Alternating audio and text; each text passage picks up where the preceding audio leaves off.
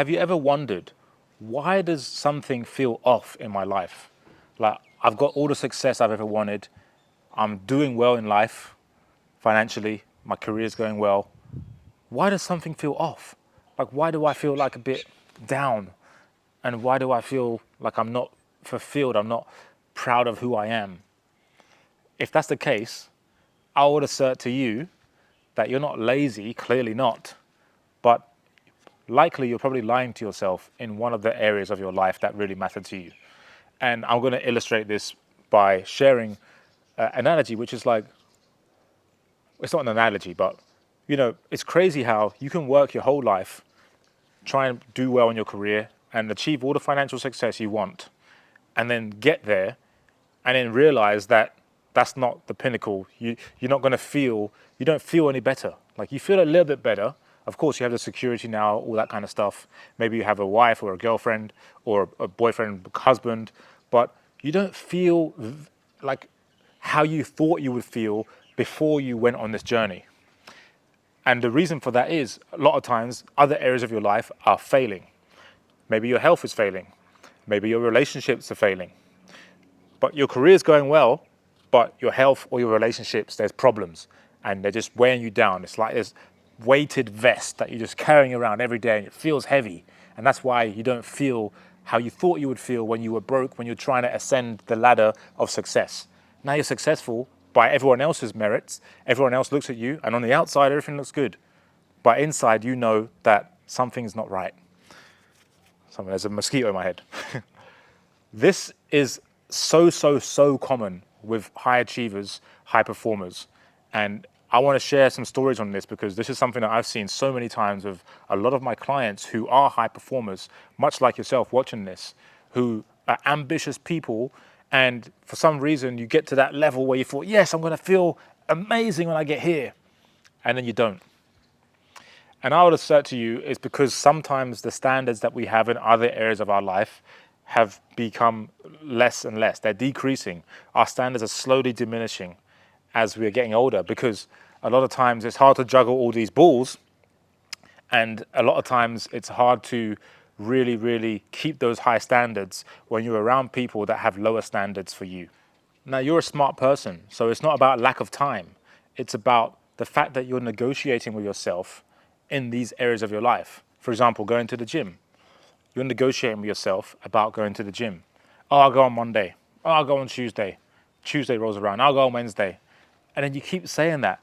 And in the moment, it doesn't feel like nothing's wrong. It feels like, okay, yeah, I missed it today. I'll just go tomorrow. But the compound effect of that is as a gradual decline in trust in yourself. Set a time to train at that time. Set a time to go to sleep at that time. Set a time to get up at that time. Don't tell yourself you need to do something and then don't do it. That's what I was talking about with Ariel. I knew in my head I was saying, get up at this time. I didn't get up at that time. Train at this time. I didn't train at that time. Don't eat this. I ate that. Don't drink that. I drank it. And these all just infiltrate my mental strength. Just little kind of defeats. Exactly, little defeats instead of wins, and it just culminates into, and you just don't want to be here. A gradual loss of pride in yourself, a gradual loss of belief in yourself. And you get to the point where one of my clients said this before. He said, because I had so many decisions where I just negotiated with myself instead of doing it, I now don't trust myself to even do the most simplest thing, like going to the store and getting some water. And that's where he had got to, because he'd let himself get there by a series of small breaks in trust with himself. Because if you think about it, if you do this, and maybe you probably do this, I don't know, a lot of people do this, I know I've done it. When you break trust with your partner, what happens? They lose trust in you and the relationship ultimately breaks down and it's irreparable, right? But imagine doing that with yourself. The same thing's happening, but we're not aware of it. And so this is why we feel, again, I'm speaking from experience, this is why we feel like you feel hesitant to do things. Like, I want to go gym, but I'm not really sure. Or I want to go here, but I'm not really sure. I want to tell him or her this, but I'm not really sure. You start doubting yourself because you stop trusting yourself. And this erodes your self-trust, self-confidence, until you're in this place where you're just accepting average. And the more you accept, there's a quote actually, let me read it to you. So the quote I wrote down, the longer you pretend everything's fine, the harder it gets to pull yourself out and you start accepting being average. Because it's true, like you don't fall off overnight, you fall off gradually. And it's that getting cooked in the squat. You know, the best way to kill a frog is to put it in warm water and slowly heat it up, because it will feel comfortable at the start and the comfort gets so good. But then when it starts getting uncomfortable, it's hard for the frog to get out because it's so used to the comfort. And that's how you that's how you kill a frog. Getting cooked in the squat. I learned that from Zig Ziglar, one of the best motivational speakers of all time. Anyways, the point is that lowering your standards to match your mood. Let's say you want to feel good, you want to feel comfortable right now. So you know you got to work out, or you know you got to do this work task, but you put it off because you want to feel good right now. You're prioritizing right now over the future. And then if you keep doing that every day, you wonder why you feel like crap. It's because you're doing that every day. The reverse of that is how you rebuild yourself. And this is what I've been doing, is telling myself I'm going to do something and then actually doing it. That sounds super simple, right? But that's the key to rebuilding your confidence and self-trust, is telling myself, for example, today, I'm going to make a video. It's sunset, I'm going to make a video, and then making the video. So now I'm conditioning my mind, my body, to realize when I tell myself I'm going to do something, I follow through. And it starts with me, because, you know, if you want people to respect you, you have to respect yourself first.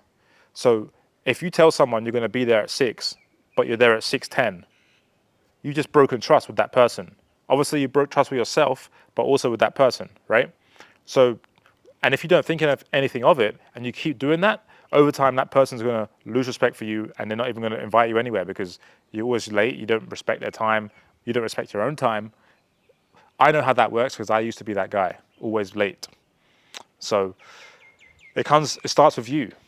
The more you respect yourself, the more people will respect you. That's just how it works in the game of life. For so long, I was mad at people for not respecting me how I wanted to be respected. But it was because I was teaching them how to treat me by how I showed up in the relationship. So when they would disrespect me, I wouldn't say anything. And it was because I didn't respect myself.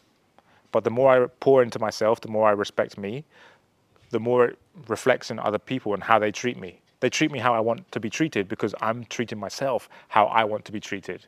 And that energy radiates and affects other people, and like energy attracts like energy.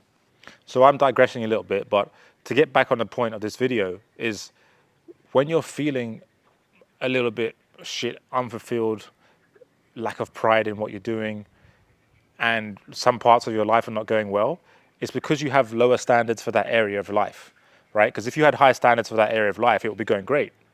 But because you've lowered your standards, it's eating away at you, and you know it because for example, with my ex-girlfriend, I lowered my standards a lot. In certain parts of my life, I lowered my standards. For example, I went a month without working out, for example. That was like a massive lowering of my standards. And it had a knock-on effect on our relationship because, you know, I was more irritable, I was more miserable because I wasn't working out, I didn't have more energy, and I projected it onto her because she was the closest one to me. So it affected our relationship. And this is all because of my standards of myself were lowered. And it naturally lowered her standards too. She's like, oh, if he's not working out, I'm not going to work out. And then it spiraled. It's much like when you're drinking alcohol and you're hanging out with your friends and they're like, oh, just one more drink. You know you shouldn't have one more drink. But in that moment, you're like, oh, I want to keep it going. I want to keep the mood going. I'll just have one more drink. And then you keep doing that, you keep doing that, you keep doing that. And inside of you, you know that you shouldn't be doing this, but you still do it. And that's the eroding the self-trust. That's what I'm talking about. And this is why a lot of people feel so low, is because they're doing this on a daily basis. And it's just like the death by 1,000 cuts. It's like chipping away at your confidence every day. And you're doing it to yourself. No one's doing it to you. You're doing it to yourself. So now I've made you feel shit. I want to make you feel good. What's the solution here? Well, the solution is very, very simple. And I wish someone told me this when I first started. Actually, they did. I was listening to Tony Robbins and he said this. He said, proximity is power. If whatever you want, get around it because it's going to rub off on you. And he said, one of the biggest things I learned from Tony Robbins, he said, if you're not hungry, get around people that are hungry and something's going to hit you. That's probably one of the best things I've ever heard in my entire life, because there's been so many times where I haven't been hungry. This is why I watch a lot of content, because sometimes I'm like, fucking hell, what's the point of this life? Like, what's the point? Like, what am I doing here? You know? And I have to get around people, and then, you know, physically as well, going to seminars and stuff like this, hanging out with some of my friends, and just getting around people that are doing stuff, people that are, you know, actively doing something, and then something's going to hit me. I'm going to get inspired. You know, their hunger's going to rub off on me or something. So the fastest way to change your life is to raise your standards. And the fastest way to raise your standards is not by doing it by yourself. It's by getting around other people who already have those high standards. Because then it's like natural for you to fit into, every human being wants to fit into their social group. Every human being wants to fit into the tribe, right? So when you get around people that have higher standards, you're going to naturally raise your own standards to meet their standards, because you want to fit into that group. And so this is why online communities are a thing. This is why coaching is a thing, because when you join an online community or a coaching program, you're getting around people that have higher standards than you. Furthermore, you're getting around people that are winning in life. You're not hanging out with losers. Maybe right now you're hanging out with losers in, maybe, again, like I said earlier, maybe you're doing well in your career, but in your health, you're hanging out with losers in their health. They're not winning in their health. They're not improving their health. They're not losing weight. They're not building muscle. And they're not even in shape. They don't have good, healthy habits. So you might be hanging around losers in that area of your life, even if you're successful financially. Number two, relationships. Do you have healthy models of healthy relationships around you? If you don't, then don't be surprised when your relationship turns out to be toxic, because you're around other people that have toxic relationships, and you just convince yourself that it's normal. Unfortunately, it kind of is normal in the world right now, but there are lots of people that have successful, healthy relationships. But again, it's just about finding them, right? So I'm not a relationship expert, but these principles I'm sharing expand to every different area of life. Like, get around people that have higher standards, that are winning, that are having success.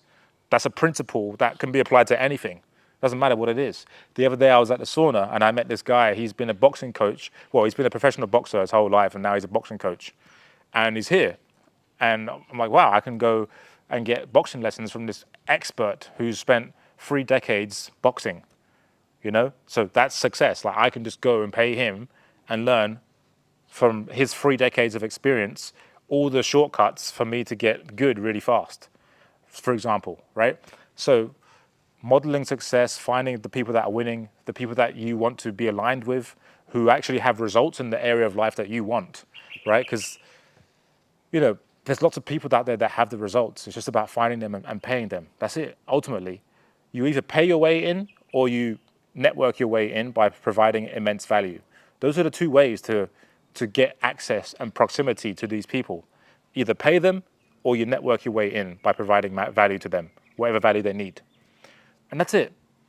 And that's how you raise your standards. So with that said, if you want to raise your standards and rebuild yourself and have accountability and someone who knows actually how to progress you to losing the weight, to building more muscle, you don't have to get a 6-pack. It's just about sticking to your commitments, and you want some accountability for that, because you've realized, fuck man, I'm not going to do this by myself. I need someone in my corner. Like, you know how when you see boxing fights, after the bell goes, they go back to their corner. It's not just them alone. They got a whole team there supporting them, right? That's how they got good. And it's the same thing in life. Who's in your corner? So this is why coaching is such a huge industry, because like, I'm in your corner. You can pay someone to be in your corner. Much like when I got my blue belt in jiu-jitsu, I had to pay every single month for 7 months. I got my blue belt really fast because I took it really seriously, because I just came out of a breakup and I was like, I'm going to go full all into this shit. And I was making lots of progress and I had a great coach. So I got it really fast, 7 months. I was training 5 to 7 times a week. But I wasn't free. I had to pay money for that, right? So every successful person knows that you have to pay money for the results that you want in your life. You're going to pay either way, but, you know, growth is uncomfortable. So you're going to pay with pain. But it's, what's the alternative? What's the alternative to pain? It's comfort, right? Cristiano Ronaldo, he said, the 3 guarantees in life: uncertainty, pain, and constant work. That's what he said. And if you don't know Cristiano Ronaldo, he's the world's best footballer for the last like 30 years or something like that. 20 years, whatever. Anyway, he's the best. And his mindset is exactly what I'm telling you about right now, which is it's going to be uncertain, it's going to be painful, and it's going to be constant work. But what's the alternative, right? Raising your standards, especially life as a man, it gets harder as you get older. If you're not crushing it in all areas of life. And yeah, there's always going to be pain. So it's about choosing which pain you want to endure, because on the other side of pain is freedom. And if you want to rebuild yourself, if you're tired of, not trusting yourself in certain areas of your life, and you feel like you're losing the respect for yourself, I'm telling you from experience, the only way to get out of that is to get around people with higher standards than you and start keeping your commitments to yourself. And that looks like going to the gym 3 times a week. What time are you going to the gym? Where are you going? Okay, do you have a plan? If you don't, then you need one. How are you going to get that? And then commit to it. How long are you going to commit to this for? And then stay with it. And you'll start seeing progress, and you'll start liking yourself more. And regardless of whether you're doing well in your other areas of your life, in one area of your life, it's not going well. So you can't feel that great about yourself. I understand that. I know how that feels. So it's about building momentum. And if you want to do it with me, go ahead and click the link below this video and let's get going. All right, I'll talk to you in the next one. My name is Aaron. Ciao for now.